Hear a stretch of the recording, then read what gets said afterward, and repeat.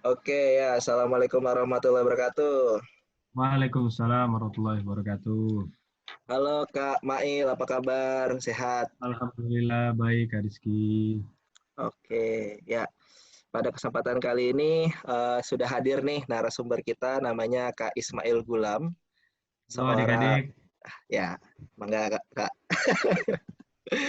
Ya, Kak Ismail ini adalah seorang alumni Teknik Kimia dan juga seorang tahfiz Quran ya. Kalau yang saya pahami, beliau hafalannya sudah satu Al-Quran. Begitu Kak Ismail ya? Ya, menuju satu Al-Quran kurang lebih lah. Alhamdulillah.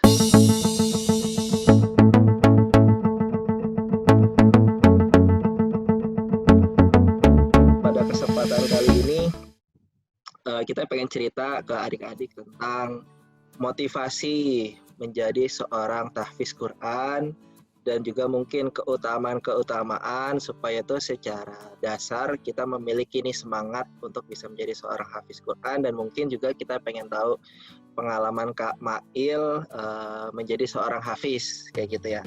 Mungkin sebelum itu kita mulai dari pertanyaan pertama itu adalah, Kak Mail boleh dong memperkenalkan diri. Kak Mail ini tuh sekarang mungkin siapa, lagi sibuk apa, dan lagi ada cita-cita apapun yang mungkin Kak Mail ingin perkenalkan. Monggo Kak. Ya, ya, salam kenal adik-adik semua. Tadi udah salam kan ya, salamnya diwakili oleh Kak Rizky. Salam kenal adik-adik semua yang mungkin sedang melihat, menonton ini nanti, atau sekarang juga. Kenalin, nama saya Ismail Gulam. Sekarang sih aktivitasnya sebagai karyawan swasta ya, dulu kuliahnya di Teknik Kimia, Fakultas Teknik UI. Terus ya sehari-hari karyawan sambil ngajar Quran sepekan sekali lah kira-kira. Begitu. Kemudian dulu sekolahnya di pesantren di SMA di Bogor. Alhamdulillahnya di situ bisa ngafal Quran dari SMP-nya sih, lebih tepatnya dari SMP-nya, kemudian SMA-nya lanjut lagi ngafal Quran. Dan alhamdulillah sudah ya menuju penyelesaian hafalan 30 juz Al-Quran gitu. Begitu Kak Oke. Rizky. Oh, dari Alhamdulillah. SMP, SMA itu pesantren ya Kak Mail ya? Betul, betul. Oke. Kak Mail, saya mau tanya dong. Kan ini yang saya tahu, kita dulu di kampus, Kak Mail udah bacaannya bagus gitu ya, yang saya dengar Alhamdulillah. sih. Dan juga hafalannya banyak gitu. Ya kalau dibanding saya sih semua kayaknya banyak lah ya. Kayak ini Kak Mail, hafalannya berapa juz kayak juz yang gini gitu. jangan saya yang ditanya dong Kak Mail, kan sisi Kak Mail yang ditanya. Oke. Astagfirullahaladzim. Maaf saya nggak. Ya, jadi Kak, saya mau nanya nih. Tadi kan Kak Mail udah sampaikan kalau misalkan SMP sempat pesantren, SMA juga sempat pesantren gitu ya.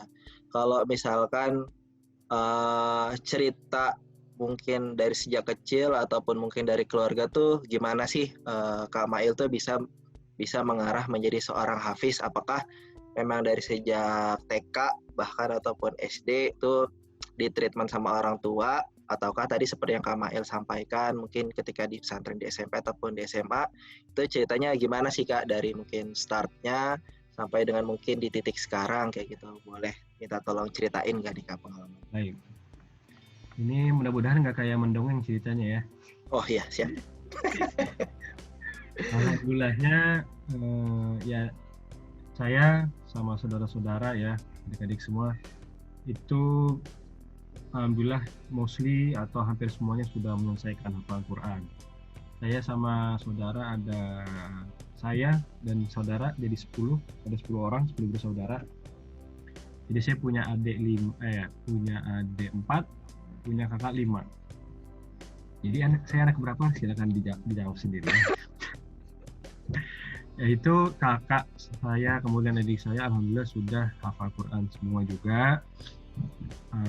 Dan memang kita dari kecil, dari usia adik-adik ini sama bapak dan ibu sama orang tua ya alhamdulillahnya itu diberi karunia, diberi kesempatan untuk bisa baca Quran lebih dulu, bisa mampu menghafal Quran lebih dulu, mampu lancar baca Quran lebih dulu daripada teman-teman sebaya, dan bisa menyelesaikan banyak hafalan, terutama 30 juz ya, kakak saya dan adik itu sebelum masuk usia SMP, alhamdulillahnya.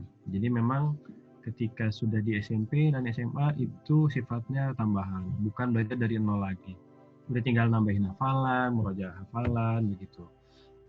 Ya, alhamdulillah keluarga, bapak dan ibu termasuk yang bersemangat, punya cita-cita supaya anak-anaknya semua bisa menghafal Quran. Dan alhamdulillahnya ya, kan karena memang Allahnya udah menjanjiin begitu kan, yang menghafal Quran itu jadi keluarga Allah, ya banyak kenikmatan lah, bisa sekolah di sekolah baik, kemudian bisa punya prestasi, dapat ranking gitu ya, dapat beasiswa. Itu diantara semua kelebihan yang didapat kalau kita bisa menghafal Quran. Harus ini adik-adik yang udah bisa baca Quran ini pasti ngerasain bedanya. Itu kelumit Kak Rizky. Oke, berarti Kak Mail dari sejak sebelum SMP itu juga oleh Bapak dan Ibu sudah di-treatment ya untuk itu membaca Al-Quran lebih dini dan juga diajak menghafal. Kalau boleh tahu Kak, itu sebelum SMP itu dari orang tua tuh seperti apa sih nge-treatment Kak Mail dan kakak adik sekalian gitu untuk bisa menjadi seorang hafiz gitu? Ya, paling pertama ya memang dari usia kayak adik-adik ini, dari SD, dari TK-nya bahkan, dari usia kinis bukan gini ya. Jadi usia lucu-lucu, unyu-unyu itu udah diajarin Iqra, udah belajar baca Quran. Jadi pulang sekolah, kemudian setelah sholat maghrib itu kagak nonton TV kita di rumah, ya kan, ditarik sama bapak dari sama ibu, ayo sini ngaji dulu, tidak boleh ada TV dulu, nggak boleh main dulu sebelum selesai bacaan hari ini. Akhirnya gitu tuh, sebelum berangkat sekolah, ayo ngaji dulu habis sholat subuh, baca Iqra, baca surat pendek dari belakang, langsung sama bapak sama ibu. Kemudian pulang sekolah juga habis acem-acem, ya kan, habis main-main atau main sama teman-teman tetangga sebelah, habis maghrib tetap ngaji. Nah itu dari usia SD dan TK gitu. Oh gitu, jadi cukup ini ya, didisiplinkan ya dari orang tua untuk Kak Mail dan sekeluarga itu, bahkan pulang sekolah habis maghrib yang mungkin umumnya kita nonton TV gitu ya, diajak untuk baca Quran. Ojek pengkolan, cil. Kalau dulu Kapten Tsubasa. Kapten Tsubasa ya. Dulu Naruto sih. Oh iya. Oke Kak, kembali ke laptop Kak ya. Sip. Ya jadi berarti, tapi ada nggak ketika waktu kecil tuh kan mungkin ada sebagai seorang anak gitu ya, pengennya main gitu, sedangkan ini mungkin kebanyak bahasa orang lain mungkin dipaksa gitu ya baca Al-Quran, tapi kok bisa misalkan Kak Mail akhirnya tuh ya tadi habis pulang sekolah, habis maghrib itu tuh mau gitu baca Al-Quran, yang mungkin nggak banyak anak-anak yang mungkin nurut begitu saja. Itu gimana sih Kak sebenarnya sampai bisa ya mau kayak gitu? Tentu saja Kak Mail, saya sama dengan adik-adik ya, pasti ada malesnya. Ternyata Kak Mail ada malesnya juga ya. Oke. Iya dong, kita kan manusia biasa, setannya juga sama kan. Sama-sama keturunan iblis setannya gitu. manusianya sama-sama keturunan Adam, jadi pasti rasa malas ada. Nah cuma memang apa yang bikin itu mau, itu sebenarnya bisa dibilang maunya itu dipaksa ya, maunya itu awalnya dipaksa, sama kayak kita adik-adik itu dipaksa masuk sekolah, dipaksa ngerjain PR, gak ngerti kan maksudnya apa ya, itu mirip. Di beres pulang sekolah, habis mandi, habis maghrib, habis makan, ayo sini ngaji. Enggak, kalau nggak mau ya disiplin, seperti orang tua zaman dulu yang dijewer lah atau dipaksa lah gitu ya sampai nangis ya, itu biasa. Tapi awalnya ya terpaksa takut gitu. Tapi lama-kelamaan setelah dapet, ternyata Al-Qur'annya itu seperti jadi sebuah kecintaan baru. Ya kan? Seperti ya alhamdulillahnya ditumbuhkan rasa senang, rasa cinta, rasa cinta mengaji, rasa cinta terhadap ayat Al-Qur'an. Kayak gitu. Kayak sekolah gitu ya. Mungkin kita pas sekolah males, tapi kita akan menemukan di sekolah itu hal-hal yang kita sukai. Pelajaran-pelajaran yang kelihatannya senang nih, meskipun susah kita pasti bakal jalanin. Nah, kira-kira itu perasaan ketika belajar Al-Quran waktu kecil. Oke. Ya. Males, takut karena takut sama almarhum bapak waktu itu, karena ini juga biar nyenengin ibu juga, akhirnya kita belajar. Tapi kerasanya alhamdulillahnya sekali lagi setelah udah agak gedean, senang, cinta gitu, seperti mendapatkan manfaat. Oh, kita dulu takut baca Quran, tahu-tahu gitu, tahu ya kan? Tahu-tahu di sekolah kok jadi pinter. Sombong ya. Bukan sombong sih Kak, menunjukkan prestasi ataupun keutamaan membaca Al-Quran ya.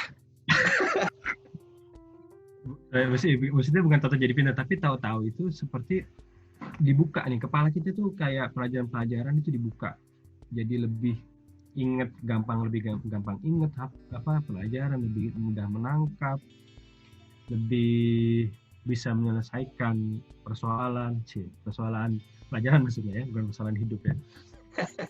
Jadi seperti alokasi jalan, dan itu akhirnya jadi perhatian teman-teman, jadi cinta sama baca buku, jadi cinta ilmu, jadi senang ke masjid, akhirnya jadi akhlak baik, senang kumpul sama teman-teman yang baik, senang belajar gitu ya.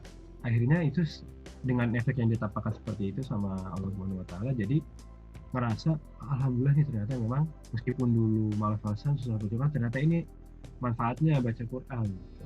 Allah membukakan semua pintu-pintu kemudahan. Oh, Masya Allah. Gitu kayak awalnya jadi hampir sih. Hampir. Gitu. Oke. Jadi Kak Mail tuh awalnya terpaksa gitu kan. Tentunya ada treatment orang tua zaman dulu yang mungkin ada kedisiplinan yang harus ditegakkan. Awalnya terpaksa, tapi lama-lama malah jadi keenakan dan tumbuh kecintaan terhadap Al-Quran itu sendiri. Bahkan sampai dengan manfaat-manfaat yang dirasakan ketika di sekolah ataupun di momen-momen kehidupan yang lainnya gitu ya Kak. Tapi memang semua mungkin awalnya adalah awal dari keterpaksaan. Memang hal baik itu kadang terpaksa gitu ya di awalnya ya. Betul. Mantap memang. Garis kiri ya. Kak Mail, jadi saya jadi penasaran nih. Tadi kan udah dibahas ya kecintaan terhadap Al-Quran, dibukakan berbagai macam kemudahan, atau bahkan Allah menjanjikan tadi siapa yang menjadi penghafal Al-Quran itu adalah keluarganya Allah Subhanahu wa Ta'ala kayak gitu kan. Tentunya itu mungkin tak lepas dari kedua orang tua Kak Mail yang terus menekankan kecintaan terhadap Al-Quran gitu. Nah Kak, jadi pengen tahu nih, kalau misalkan kita gitu ya pengen supaya makin cinta sama Al-Quran, sebenarnya tuh apa sih motivasi gitu ya, yang mungkin tadi Kak Mail sudah sempat sampaikan satu persatu, motivasi ataupun mungkin keutamaan menghafal Al-Quran. Mungkin kalau misalkan tak kenalkan maka tak sayang, mungkin bisa jadi bukan baru ya. Beda episode itu. Ya, jadi cinta gitu ya. Tak cinta gitu. Nah, mungkin apa sih sebenarnya motivasi kita untuk menghafal Al-Quran, ataupun mungkin keutamaan membaca ataupun menghafal dan bisa mencintai Al-Quran tuh apa sih Kak sebenarnya? Why?